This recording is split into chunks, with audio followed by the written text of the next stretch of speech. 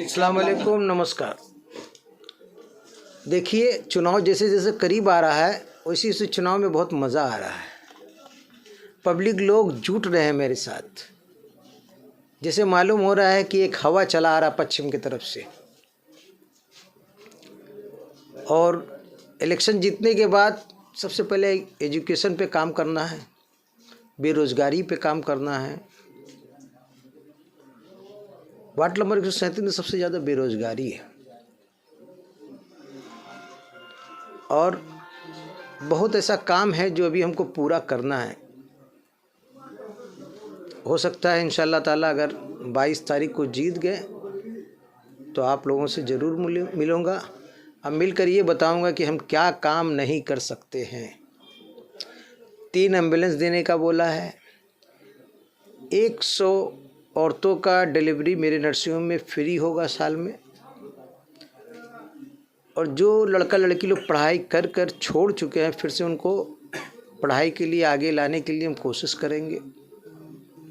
और जो बच्चे के घर में एडमिशन का पैसा नहीं है, किताब का पैसा नहीं, उसको एडमिशन कराएंगे, उसको आगे बढ़ाने के लिए हम साथ देंगे। अब आगे आगे देखिए होता है क्या।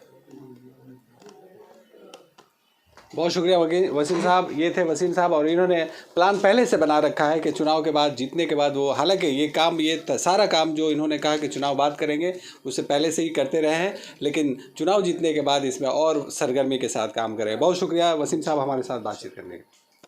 आदाब दोस्तों, मैं जावेद अख्तर और आप देख रहे हैं जनता टीवी हिंदुस्तान में। इस वक्त कलकत्ता म्यूनसिपल कॉरपोरेशन के 137 नंबर वार्ड में हूँ। हमारे साथ यहाँ के कांग्रेस के प्रार्थी वसीम अंसारी साहब हैं और उनके अलावा अबू तैयब साहब हैं। जैसा कि आप जानते हैं 2010 में ये तृणमूल कांग्रेस के उम्मीदवार रह चुके हैं और आज इन दिनों वसीम अंसारी साहब के साथ हैं। हम उनसे बात करेंगे। और आप ये भी जानते हैं कि जैसे जैसे वक्त गुजरता जा रहा है पारा लोगों का और कैंडिडेट दोनों का चढ़ता जा रहा है। जैसे जैसे हालात इलेक्शन करीब आते जा रहे हैं वैसे वैसे लोग भी सरगर्म होते जा रहे हैं। और यहाँ जैसे कि खबर है, पहले दिनों में पता चला था कि यहाँ कांग्रेस के झंडे को फेंक दिया गया था। अभी एक खबर आई है कि कहीं कहीं इन लोगों की मीटिंग भी नहीं होने दी जा रही है। इसी सिलसिले में हम बात करेंगे और भी दीगर मौजू पे बात करेंगे। अबू तैयब साहब, ये बताइए कि अभी जो सूरत हाल 137 का आपको कैसा लग रहा है?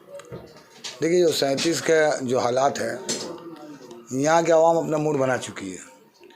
क्योंकि पिछले 5 साल पहले जो आज़ाद उम्मीदवार के तौर पर जीत कर टीएमसी में आने वाले रहमत आलम अंसारी साहब हैं, इन्होंने वादा बहुत किया था।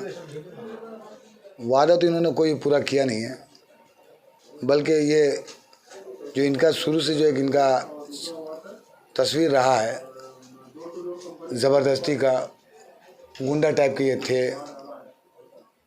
इनके ऊपर केस भी पहले था, तो वो मुसल्लत करने की कोशिश की है इस वार्ड में। इस वार्ड में ज़्यादातर लोगों की ज़मीनें छीन ली गई, ज़बरदस्ती उस पर कंस्ट्रक्शन करके बिल्डिंगें बनाई गई। उनका यही एक बिजनेस है, यही करते हैं। टीएमसी के नाम पर ये गुंडागिर्दी कर रहे हैं।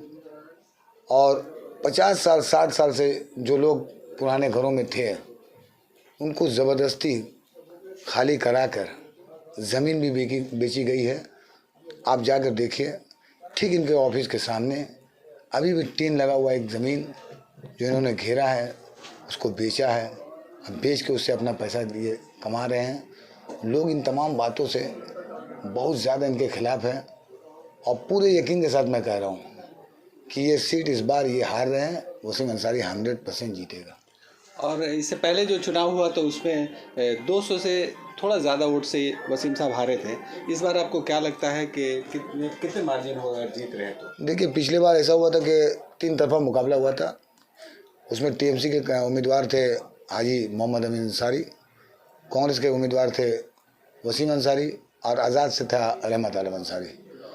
3 तरफा इलेक्शन होने के बावजूद, चूँकि ये पहले से सीपीएम के वक्त में, ये सीपीएम का एक बहुत बड़ा यहाँ तरह का इलेक्शन का गुंडा था, तो इससे बूथ वगैरह मालूम था कैसे कब्जा किया जाता है, फॉल्स वोट कैसे होता है।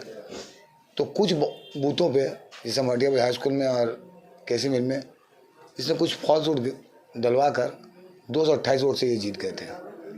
लेकिन इस बार अगर आवाम ने वोट दिया तो तकरीबन ये 4000 वोट से वसीम अंसारी जीतेगा इस वार्ड से। और अगर इन्होंने कुछ ज़बरदस्ती किया उसका तो जवाब इनको मिलेगा ही। उसके बावजूद भी वसीम अंसारी बहुत कम से जीत रहा है, 3000 वोट के मार्जिन से एकदम 100% जीतेगा। नहीं, जैसा कि आपने इल्ज़ाम लगाया कि वो रिगिंग वगैरह और ये सब तमाम मामले होते हैं, तो क्या आपको लगता नहीं कि इस बार भी वो करेंगे ऐसा? असल में ऐसा है कि इस बार ये इसलिए नहीं कामयाब होंगे क्योंकि इस बार इनका इलेक्शन किसी उम्मीदवार से नहीं है बल्कि वार्ड के अवाम से है। अवाम इनसे इतना ज़्यादा खफा है कि वो करने जाएंगे तो अवाम इनको जवाब देगी। और जितना भी ये कोशिश कर ले, अवाम इस बार वार्ड नंबर 137 में रहमत अंसारी के किसी तरह साथ नहीं है। हर हाल में उन लोग 1 नंबर बटन वसीम अंसारी को ही दबाएंगे। और कई कई जगहों में आप लोगों की मीटिंग भी नहीं होने दी जा रही है इस पर क्या कहें? देखिए, वहाँ ऐसा है कि ये चूँकि रूलिंग पार्टी के उम्मीदवार है, हालांकि इनको पार्टी की तरफ से एकदम डायरेक्ट इंस्ट्रक्शन है कि ज़ोर ज़बरदस्ती का कोई इलेक्शन नहीं होगा, लेकिन चूँकि इनका मिजाज शुरू से ही ज़बरदस्त जालिम रहा है या गुंडागर्दी करते गए, इसलिए आज भी क्या कर रहे हैं कि जहाँ हम लोगों के पास परमिशन मिल रहा है ये आसपास के घरों में जा रहे हैं और धमकी दे के बाकायदा बोलने कि यहाँ मीटिंग मत देने दो, और उन लोग से ऑब्जेक्शन करवा रहे हैं। ये एक ज़बरदस्ती है। इसी तरह इन्होंने झंडा भी फेंकवाया, बैनर भी फेंकवाया। झंडा फेंकवा लो, बैनर फेंकवा दो, लेकिन किसी के दिल से किसी को नहीं निकाल सकते। इसमें 100% रहमत अंसारी हार रहा है। और आप टीएमसी में रहे हैं, 2010 के उम्मीदवार भी रह चुके हैं जी, तो आज कांग्रेस उम्मीदवार के साथ नजर आ रहा है। असल में ऐसा है कि 2010 में जब मैं खड़ा हुआ, बल्कि मैं ज़्यादा कहूँगा कि वार्ड 137 में टीएमसी को अगर बुनियाद किसी ने दिया था वो अबू तैयब था। और इनके पैसे में पलता है, लेकिन उस वक्त इनका भी कुछ जितना कारगिल चलता है सब कारगिल का कमीशन इनके घर जाता है, और इनके ऑफिस, इनके घर में जितनी एसियाँ चलती है, जो लाइट है, मैं दावे से कह रहा हूँ सब कारगिल है। उसके बाद और गरीब लोगों का और जब तो हम लोग जरा सा कम होता है, आदमी तो है, लेकिन ये काम आदमी सीएससी में फूल जाता है। इसलिए हमने उसके सर ऐसे कैसे किच्चू अपना ही हो जाए, किच्चू हमारा हो जाए। वहाँ से आता है, ऑफिसर लाइन काट देता है, ये फिर क्या करते हैं कि अपने लोगों को भेजकर कारगिल का लाइन जुड़वाते हैं और उसका कमीशन पॉकेट में चला जाता है।